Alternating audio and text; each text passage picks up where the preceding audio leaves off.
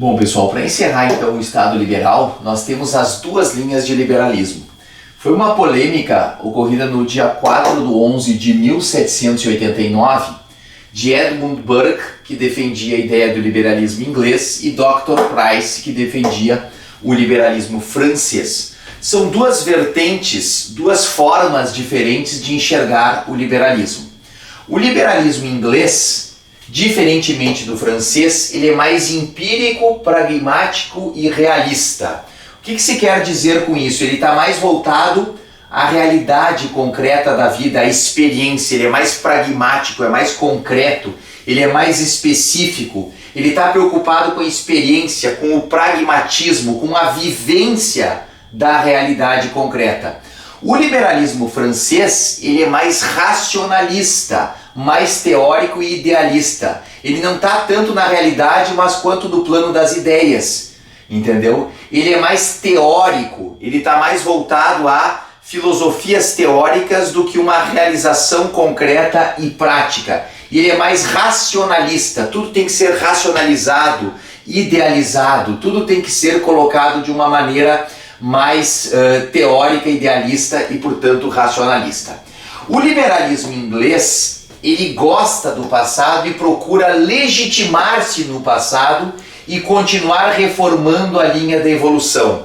Os ingleses gostam da tradição, gostam da história, tanto que eles aplicam o direito costumeiro há mais de 12 séculos. Então eles gostam do passado, gostam do pai, gostam da mãe, dos avós, se orgulham do passado, pois vê nos valores que passaram no teste prático da história vivida. Ou seja, o liberalismo inglês é um liberalismo que aceita a tradição, gosta da tradição, acha que o passado não é opressivo, não é rançoso, não é velho, não é opressor. Acha que o passado, pelo contrário, se aprende com a tradição. Então o liberalismo inglês, ele não só gosta do passado, mas vai reformando o passado. Então eles são conservadores, reformar conservando. Eles fazem, é o lema dos ingleses, reformar conservando. Mantém o que está bom, mas muda o que está ruim. Então se mantém o texto, mas vai se aperfeiçoando o texto. Para que mexer se está bom? O liberalismo francês quer romper com a história e fazer tábula rasa do passado, julgado opressivo, alienante, irracional, vergonhoso, propondo-se a eliminar toda a herança legada pela tradição. Então eles fazem tábula rasa no sentido de destruir o passado, eliminar o passado, rasgar o passado. Eles querem romper com a história. Por isso que os franceses fizeram 8, 9, 10 constituições. Os ingleses sequer fizeram uma constituição escrita. É uma constituição histórica que arquiva os documentos promulgados e o common law que veio de 1.200, 1.300 anos de história. Os franceses, o liberalismo quer romper com a história e fazer tábula rasa do passado. O passado é opressivo, alienante, irracional, vergonhoso, não gostam da história, não gostam dos avós, dos pais. Eles veem o passado como algo ruim, querem eliminar a herança legada pela tradição. Tanto que a França faz revoluções, rupturas e tábula rasa do passado a todo o momento. Os ingleses preocupam-se com liberdades concretas e por isso com as instituições e os instrumentos adequados de proteção. Os franceses, uma liberdade não concreta, mas uma liberdade em abstrato, uma liberdade universal aplicada a todos. Os ingleses não, uma liberdade concreta aplicada para eles, com as instituições, adequadas instituições e os instrumentos de proteção dessas instituições. Como que nós vamos proteger essas instituições? Como essas instituições vão funcionar? Será que são as instituições adequadas para as nossas necessidades? Será que esses instrumentos estão perfeitamente e vão ser concretizados no espaço sociopolítico real? onde elas vão frutificar, crescer, florescer? Será que aqui vai sair uma boa monarquia? Será que o parlamento vai ser bom? Será que o controle de constitucionalidade feito pelos law lords é uma instituição boa? Eles demoraram décadas para resolver adotar um mecanismo de controle de constitucionalidade. Eles ficaram séculos entregando o controle de constitucionalidade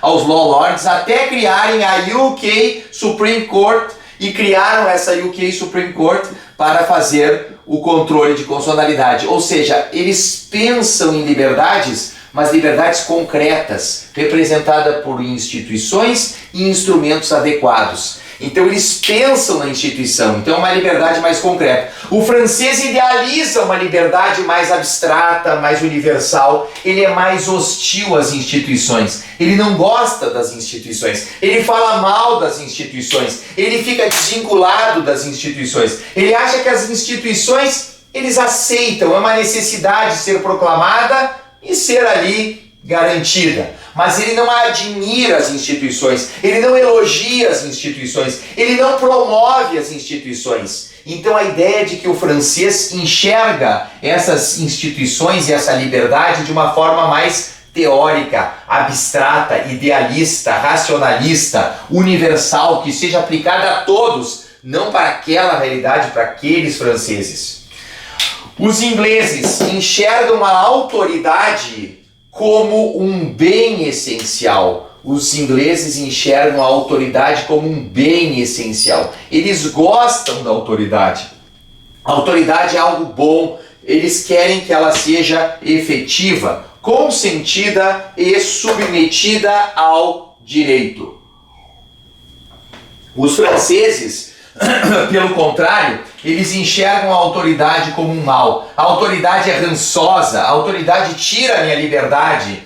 Eles toleram a autoridade, mesmo que necessária ser limitado ao máximo. Tentam diminuir, reduzir, anular o quanto possível a autoridade.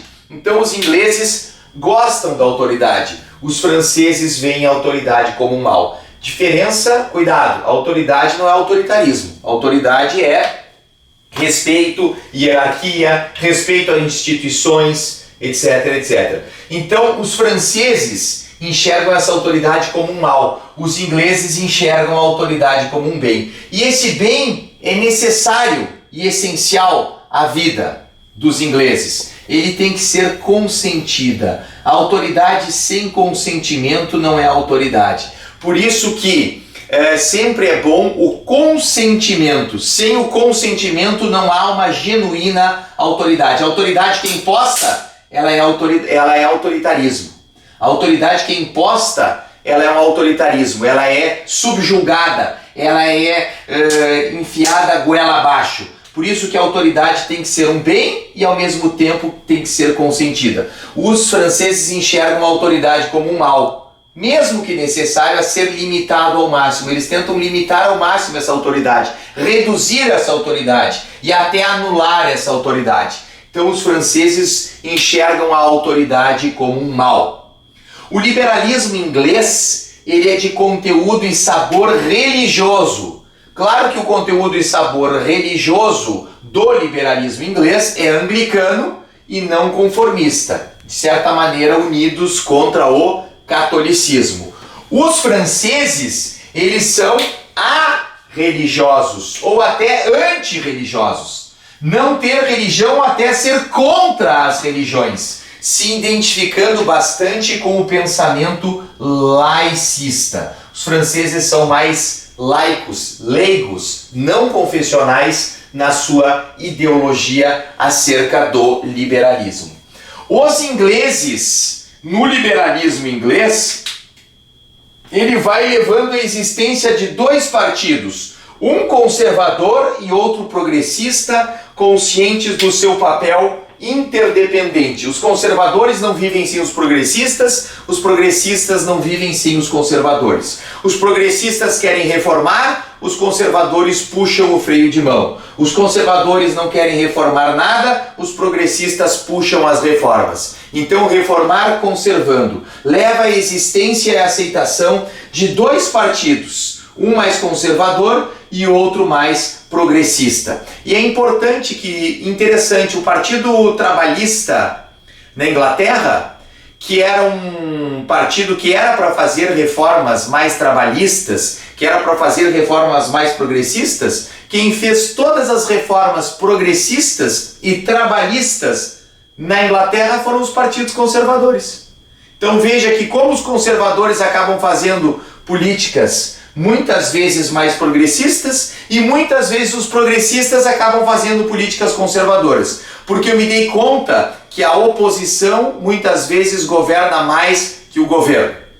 No liberalismo francês, leva a aceitação de partidos reacionários e revolucionários que reivindicam a representação exclusiva do povo. Então, no liberalismo francês, eles têm a aceitação de partidos ou reacionários ou revolucionários. Ou não quer o reacionário que quer voltar à origem ou o revolucionário que querem revolucionar tudo. Então o reacionarismo é o suprassumo das origens. O revolucionarismo é o suprassumo da mudar tudo e não aceitar nada e fazer uma revolução total, ad novo, do zero. Tudo do zero. Então, tanto os reacionários quanto os revolucionários, eles reivindicam a representação exclusiva do povo. Por último, o liberalismo inglês vigorou na Constituição do Império de 25 de março de 1824. Foi o liberalismo que constituiu a nossa unidade nacional. O liberalismo francês foi o tipo de liberalismo adotado pela Constituição Republicana de 24 de fevereiro de 1891.